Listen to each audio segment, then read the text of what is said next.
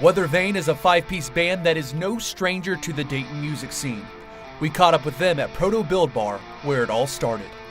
In some regards, this was our first practice spot actually, but it was before it was Proto. This building used to be a dance studio, and it had been that way for a while, and my boss next door found out that it was going to be available, so he bought the building, and in the meantime it was just kind of empty. And I went to him one day and I was like, well, you know, I don't want to be selfish or anything, but you know, my band's looking for a practice spot. So literally like 10 feet behind where we are now is where a room used to be. It gave us a spot to write and to really kind of have that freedom to grow into what we wanted to. If you could describe the sound of Weathervein, what is it? My favorite thing to tell people is that if you mixed the Foo Fighters with Nirvana, you would get our sound.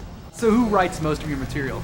Over the last year and a half, I'd say, we've tried to make it more of a collaborative thing where everyone's ideas can be brought in. Nick can bring a riff to us at practice and we'll build a song around that. Or Jordan will have like a drum part that he'll, you know, work on at home and say, hey, I want to build this into a song. We really have tried to make it a group effort to where everyone's like voices are getting heard. For us, it's just to make sure that we're getting the best songs that we can out of it. You know, obviously Dayton's a very talented area.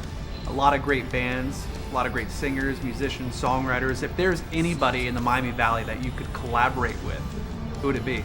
Well, the guy that produced our first couple records, his name is Jake Bryant. He plays in the band Cinema Century. I really like writing with him, just like going into the studio sometimes and seeing like the ideas that he can bring to a song that we would already have.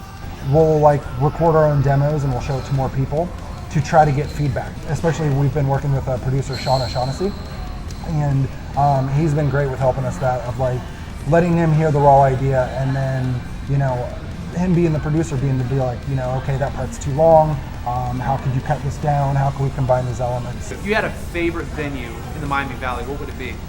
Rockstar Pro Arena has really good sound. I really like playing there. And oddly enough, there's actually a bar called Oregon Express that I played at. The people there are super awesome, and they gave every band a free pizza. And I know that it's not that important, but it was incredible. In 2018, a lot of people are kind of hopping on that pop bandwagon. You know, I hate saying it, but it seems like the rock and roll phase has kind of been dying off for quite a long time. With that said, why do you guys still continue to put out the same kind of music that you do? What our music comes down to is about how we feel and what we like to play. We don't really try to do what's cool. As more bands are adding more electronica stuff or pop stuff or rap stuff or whatever it is, we kind of still hold our roots into what we grew up on. Every record we've put out, we've tried to grow and do something that's out of our comfort level a bit, but also still us.